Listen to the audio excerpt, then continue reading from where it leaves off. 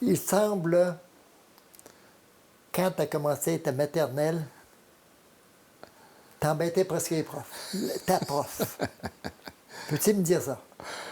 Ouais, ben ça c'est une histoire que moi, je me souviens pas de premier témoin, là, mais j'ai entendu l'histoire par ma mère, elle disait, je pensais à ça probablement. Ben, il y en a probablement beaucoup des histoires où j'étais tannant pour les profs, là, mais mettons une que je me souviens plus particulièrement, c'est qu'elle me disait que je suis arrivé, je pense que c'est la première ou la deuxième journée en maternelle, puis je demande à la prof.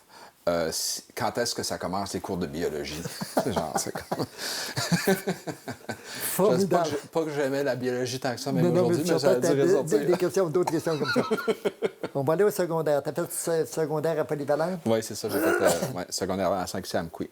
As-tu aimé ça à Polyvalent? Oui, j'adorais ça, j'adorais ça. Ouais. Ben, pour moi, ben, tu sais, c'est drôle, là, mais hey, on en a fait des choses quand j'étais au secondaire ici, là, c'était vraiment, là, Tu faisais quoi en dehors des cours, là? Bon, en dehors des cours, que je me souviens, mettons, bon, j'étais dans le club d'échecs, j'étais dans le conseil étudiant, j'étais président, j'étais il y avait une troupe de théâtre, on faisait du théâtre. Pas avec Jean Cossette? Oui, avec Jean Cossette, c'est ça.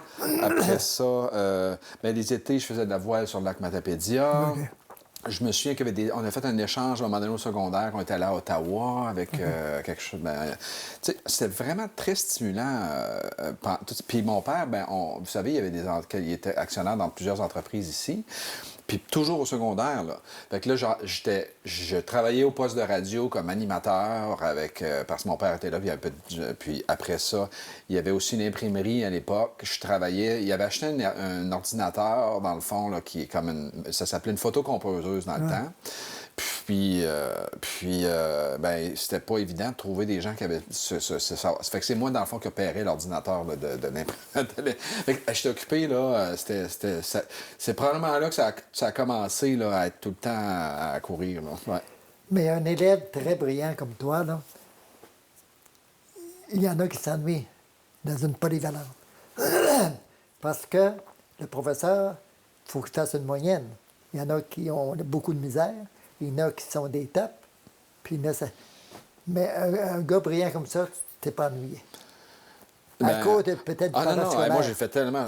Non, vraiment pas. Moi je me suis tellement. Je sais pas, peut-être à ta question, ben il y a toujours de la place. Si t'es curieux, tu peux. Tu sais, le livre, on regarde jamais tout le livre. Là. On va regarder genre les 20 premières pages. Là. Mais il y en a qui sont curieux et qui vont continuer à lire, même les parties qui sont pas couvertes. Fait que ça j'en faisais un peu.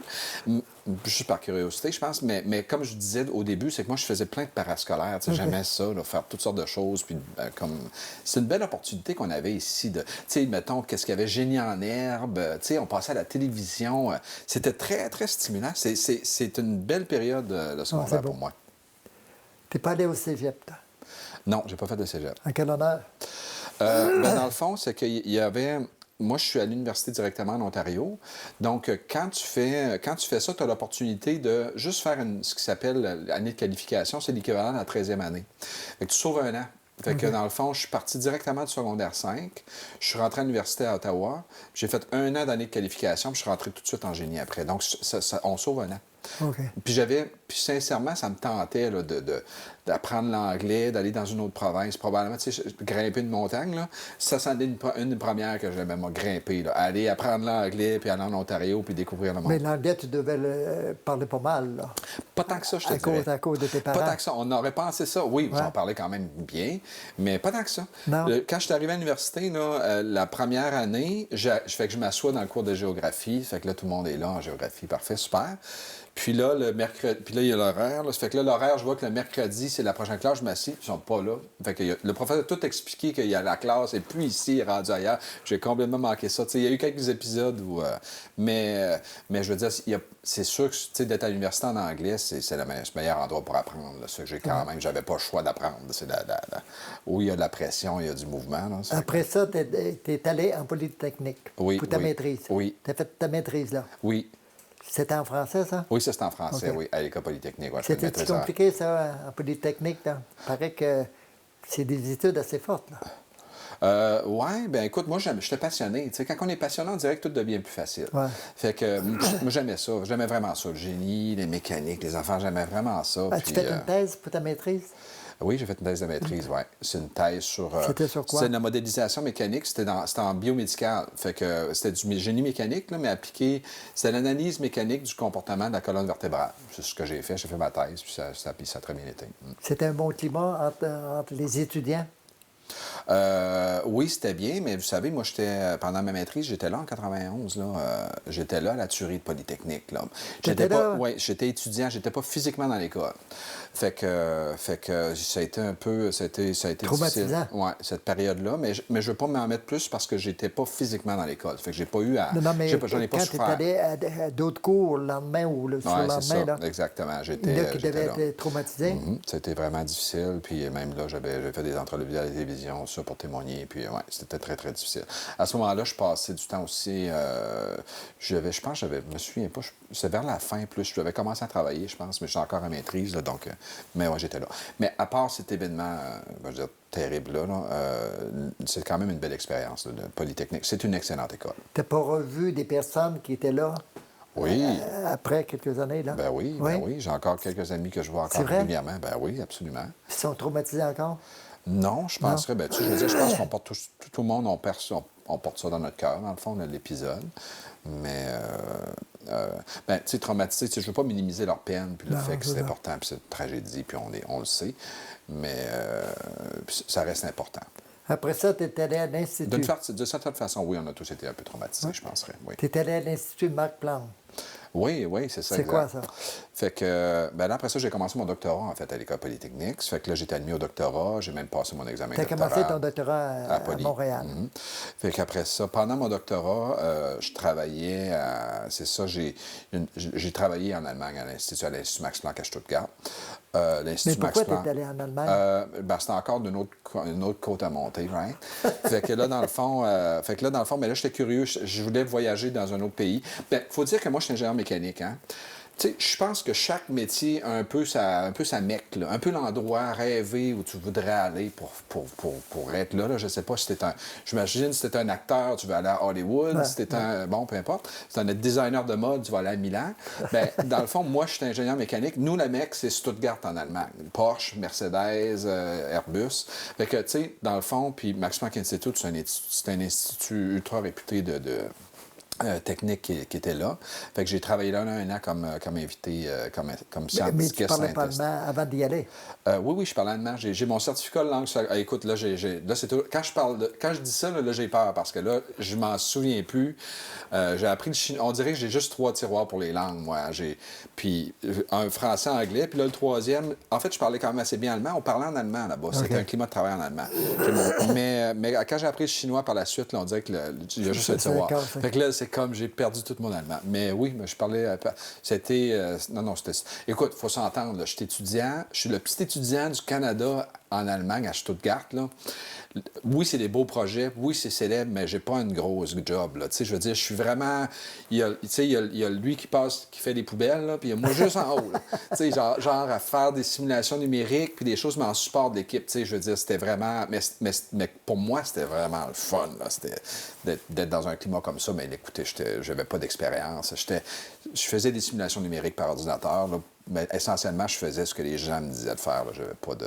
Mais comme expérience extraordinaire. Après ça, tu es allé aux États-Unis? Oui, après ça... Non, après ça, je suis venu à Mkoui après. Après ça, j'ai parti une entreprise ici. Tu n'es pas allé étudier aux États-Unis? Ben oui, mais ça, c'est plus tard. Si on y va chronologiquement, oui, rendu là, ouais, ben oui, effectivement, éventuellement, je vais aux États-Unis, je vais aller un petit peu plus tard dans l'histoire, je vais aller à MIT. Bon. Mais là... Tu es venu ici, là? Oui, là, après ça, je décide de partir une entreprise ici. Maker. Oui, Maker. Fait que je crée Maker. Je vais vous conter une affaire qui était intéressante, je pense. Fait qu'on crée Maker. Maker, l'idée, grosso modo, c'est de trouver une façon de faire du plancher de bois franc avec du peuplier 30. C'est ça qui est la technologie, OK? On investit quand même... tu sais, à l'époque, on a dû mettre $1 million là-dedans. Autant que ça. Oui, 4 millions, je pense, finalement. Puis... Le gouvernement t'a aidé. Oui, c'est ça. On avait été investi par Fonds de solidarité. C'est ça, exact. C'était pas moi. J'avais pas ça, là. Moi, c'est pas moi. Mais quand même, OK. Puis, puis au fil des années qu'on a vu, oui, puis on a eu de l'aide gouvernementale un peu aussi. Mais ce qu'on voulait créer, c'était du plancher de bois franc fait avec du tremble, OK? Donc, qui est bizarre, parce que le tremble, c'est pas assez dur pour faire du plancher de bois franc. Fait qu'on avait développé un procédé, on avait même des brevets d'instance qu'on injectait dans le fond des polymères dans du tremble pour le rendre résistant. Puis, si je me souviens bien, à l'époque, là, on était en 92-93 à peu près, on disait qu'on impressionnait les gens, puis ils nous croyaient plus ou moins, en disant que le 30, ça va durer au moins 10 ans comme plancher. Le moment, comme voyons donc, du 30, ça va durer un an. Là. Ici, là, ce plancher-ci, là, c'est du plancher Mecker. On est presque 30 ans plus tard. Il est encore blanc, il est solide, il est beau. Très beau. En tout cas, je suis fier de ça. Là, que c'est une coïncidence que je le vois là pendant l'entrevue. Là. Mais tu sais, c'était vrai, dans le fond. T'sais. Ça fait qu'on avait vraiment réussi à créer une innovation, finalement, quelque chose de bien. Mais c'est ça, mais j'étais trop... Bon, puis ça a quand même duré quelques années. Mais c'est ça, j'étais trop jeune. Là. Les affaires, là, c'est pas évident. Puis c'était ambitieux aussi comme projet. Puis, mais ultimement, dans le fond, les actifs sont encore... Une partie des actifs sont encore ici. CEREC. C'est ça. Puis là, les actifs ont été vendus au cégep. Je me souviens pas. En tout cas, c'est devenu effectivement la CEREX aujourd'hui. Oui, donc, mais je suis fier. Il y a quand même quelque chose de ce projet-là. Bien, moi, je pense que du projet Mecker, bien, déjà, moi, ça m'a... C'est pas mauvais d'avoir des échecs en affaires parce que c'est Churchill qui dit le succès, c'est d'aller d'échec en échec sans perdre son enthousiasme. Hein? Fait que là, fait que c'est ça. On apprend beaucoup. Là, puis d'être capable de les admettre, puis de comprendre, puis voir, là, pour moi, c'est sûr que c'était une excellente expérience en affaires. Puis je suis quand même fier de ce que ça a pu générer. Après ça, t'as fait quoi? Après ça, bien là, à la fin, dans le fond, c'était plus difficile. Ça fait que là, on faisait des mandats de consultation à partir de Mecker. Puis notre plus gros client, c'est une compagnie américaine qui s'appelle Masonite. Puis, parce que là, évidemment, on avait une connaissance du bois, des polymères, l'école, tout ça. Fait que là, dans le fond, je faisais des mandats de développement, dans le fond, de consultation pour Masonite. Et je suis allé travailler chez Masonite. Je travaillais à Lac-Mégantic. Dans le fond, j'étais directeur d'usine dans une de leurs usines là-bas. J'ai été directeur d'usine pendant quand même assez longtemps, là, peut-être 8-9 ans là-bas. Oui, exact. Puis c'est là que je suis allé à MIT. Fait que dans ma négociation entre les deux de transition, là, j'avais négocié, parce que ça coûte cher dans l'MIT. Fait que là, dans le fond, j'avais négocié de faire une session d'été à MIT à Boston. Donc, c'est pas tout un été, là, mais j'ai fait un cours d'été. J'ai quand même un beau programme. J'ai fait un programme d'été à MIT. C'était quand même intéressant. Je trouve ça triste quand même que Mecker n'a pas fonctionné. Ben oui, c'est ça. Ben, pour la vallée, pour la région, pour le Québec. Ben oui, regarde, on aurait pu, ça nous appartenait. Là. On l'avait, dans le fond, la technologie, tu sais. Mais ça, faut pas voir, tu sais, c'est comme, ça crée, c'est pas important, c'est rare, en fait, que les entreprises, ou même les idées, c'est la première idée qui est la bonne, tu sais. C'est presque jamais la première idée. C'est la première idée qui mène à une deuxième idée, qui mène à une troisième affaire que finalement, ça n'a pas tant rapport, mais que ça a réussi à générer quelque chose de bien, ultimement, puis c'est ça qui compte. Puis ultimement, moi, jusqu'à un certain point, ma gratification là-dedans, c'est de voir que CEREX est encore là aujourd'hui, que moi-même, comme entrepreneur, je pense que c'est un échec qui m'a appris des choses qui m'ont permis probablement de m'améliorer dans la suite. Puis j'espère que CEREC va mettre ton nom sur la bâtisse. Ah non, faudrait pas. En tous les cas, je m'en occupe. Et après? Après ça, je suis allé travailler pour une autre entreprise québécoise qui s'appelle Polycar. Polycar, c'est une compagnie qui fait des matériaux de construction, dans le fond. Puis c'était quand même un groupe international. Là, moi, je passais du temps... À la fin, j'étais presque la moitié du temps au Canada, la moitié du temps aux États-Unis, parce qu'il y avait plusieurs usines dans la région d'Atlanta. Donc, on avait... Encore là, je travaillais plus en innovation. Mais j'étais directeur d'usine au début, dans une nouvelle usine qui était vraiment complexe. Là. C'était une usine qui sciait dans le fond, des minéraux avec des câbles. C'est une nouvelle technologie, donc j'ai travaillé là-dessus. Puis par la suite, je participais au lancement d'une nouvelle usine à Atlanta qui s'appelait Vetrazo. C'était un nouveau produit aussi. Là, c'était de faire des panneaux de construction avec du verre recyclé. Donc, c'était vraiment des bouteilles cassées, tout ça. Puis, on fait des panneaux, puis c'est gros maintenant à Vetrazo. Là. Ben, Polycar est rendu. Polycar, ça doit avoir 200-300 millions de chiffre d'affaires aujourd'hui. Autant que ça. Puis, Puis Vetrazo, c'est un beau succès. Là, ça fait que, bon, j'ai contribué un peu à ça. Fait que ça a été mon expérience chez Polycor, effectivement, duquel j'ai un excellent souvenir. Genre, là, j'ai encore beaucoup d'amis, hein, c'est sûr. Comment se fait-il que tu as décidé d'aller en Chine, habiter la Chine? Oui. Ça, ça m'intéresse beaucoup. C'est ça. Mais tu sais, regarde, si on recule l'histoire, là, le petit gars d'Amqui qui veut aller en Ontario, puis le petit gars qui est d'Amqui d'Ontario qui veut aller en Allemagne. Il monte la montagne. Tu sais, c'est comme qu'est-ce qui reste après, là. Fait que là, je pense, moi, je le vois presque naturellement. Tu sais, je suis fait de même. Fait que j'aime ça.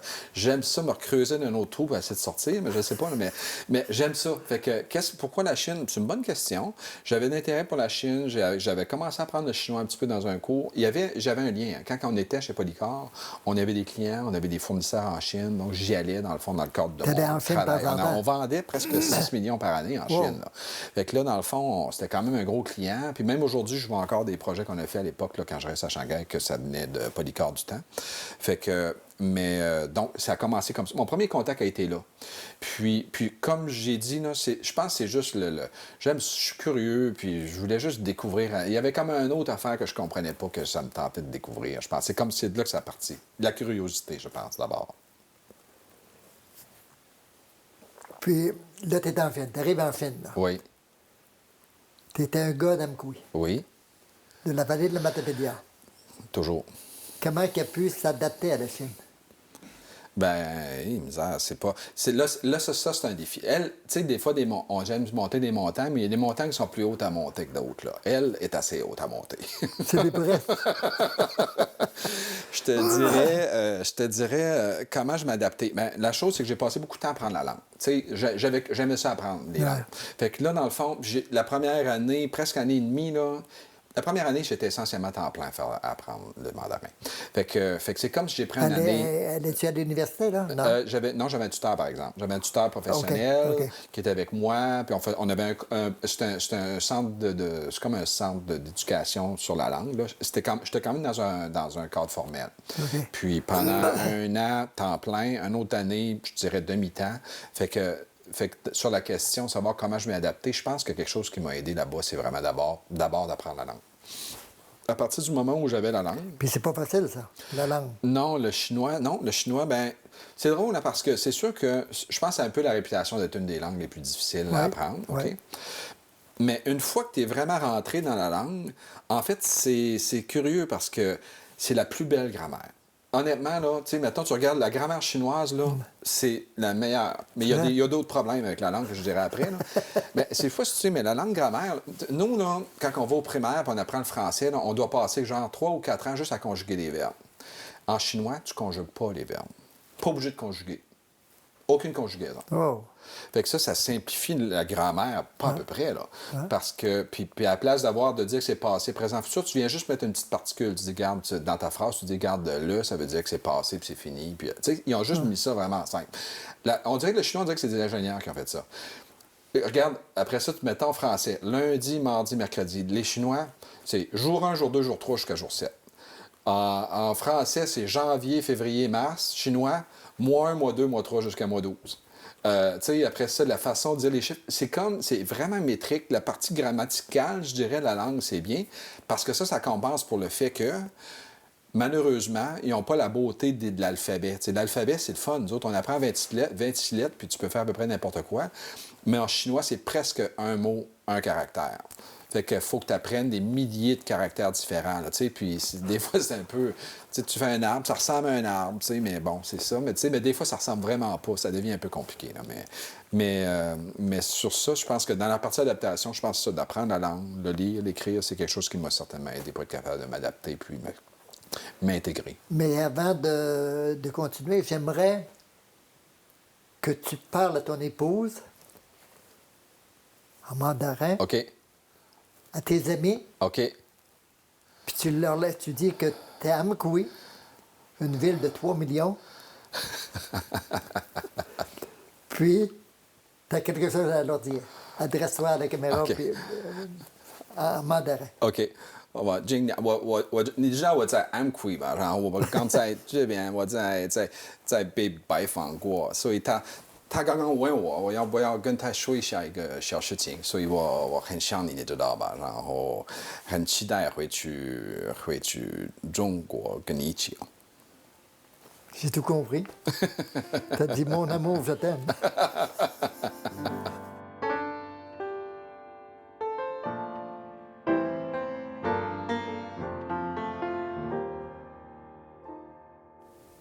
Vient en face de moi le Père et le Fils. Vient en face de moi en plus, pas en plus, en même temps, un entrepreneur. Qu'est-ce que deux entrepreneurs peuvent se dire? Qu'est-ce que le père peut dire à son fils? Deux entrepreneurs. Carl, il est très spécial parce que moi, j'ai été entrepreneur, mettons, ici à Amkoui, puis c'était local, beaucoup, les choses qu'on a faites, comme le poste de radio, Cibrel Limité, tout ça. Mais lui, pour Carl, lui, la planète, ça, c'était un grand village pour lui.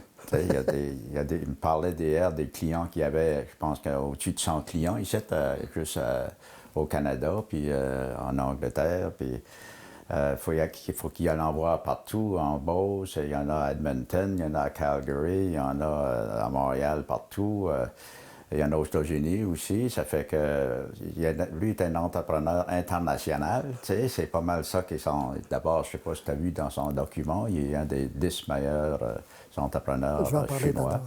Fait que il y a une autre vision que moi. Mais je pense qu'à la base, on avait le même goût de faire des essais, puis on aimait faire des choses différentes.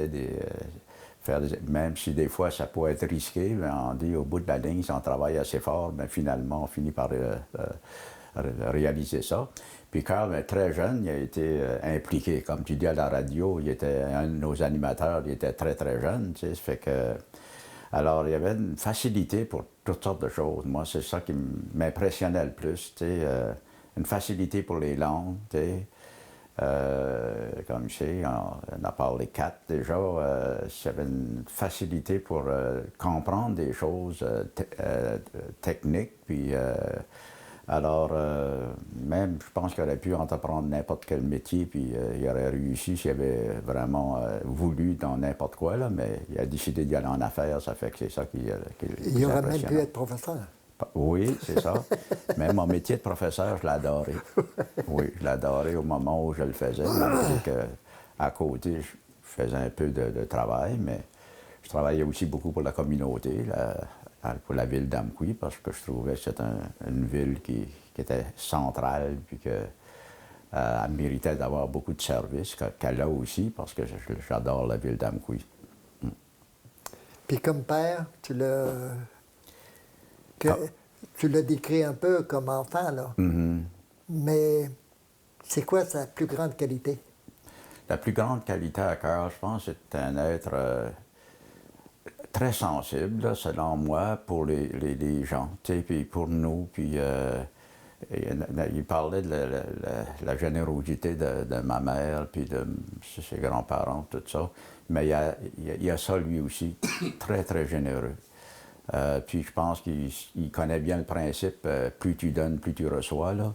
Mais je pense que c'est dans lui cet amour-là des gens, puis de son travail, puis de nous autres, on l'aime beaucoup, puis on l'a toujours aimé, puis on aime toujours Marie-Josée aussi.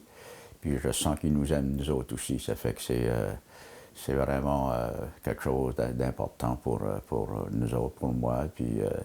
surtout maintenant que Dorothée, mon épouse, est décédée depuis un mois, là, c'est beaucoup plus difficile pour moi. Alors, j'adore ça qu'ils viennent me voir, puis qu'ils me parlent une fois de temps en temps, puis qu'ils m'aident à me sortir de ce problème-là, parce que c'est quand même difficile à vivre là, pour l'instant.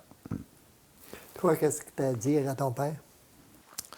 Bien, mon père, ça va toujours rester mon modèle, dans le fond. Tu sais. C'est quelqu'un de serein, quelqu'un de pragmatique, qui aime les gens, qui est agréable à être avec. Tu sais, c'est comme une stabilité là, qui m'a... C'est probablement ça qui a fait... Tu sais, dans le fond, c'est comme un endroit que je peux toujours retourner pour être en sécurité. Puis, tu sais, je pouvais probablement aller à travers le monde puis prendre des risques parce que je savais toujours que moi, j'avais un endroit que je pouvais revenir puis que je vais être en sécurité. Puis, ça fait partie de ça aussi. C'est important, ça. Oui. T'as encore des racines à Amkoui. Je pense vraiment. J'adore ça venir ici. Particulièrement à cause de ton père, Oui, ta mère. à cause de mon père et ma soeur. Il y a sa chambre en bas, tout identifié à lui, puis il est toujours là. Ça fait qu'il peut venir n'importe quel temps. Exact. Mais je vois aussi pourquoi Carl, évidemment, est en Chine aussi, parce qu'elle devient la deuxième puissance, peut-être la première avant longtemps au monde, tu sais.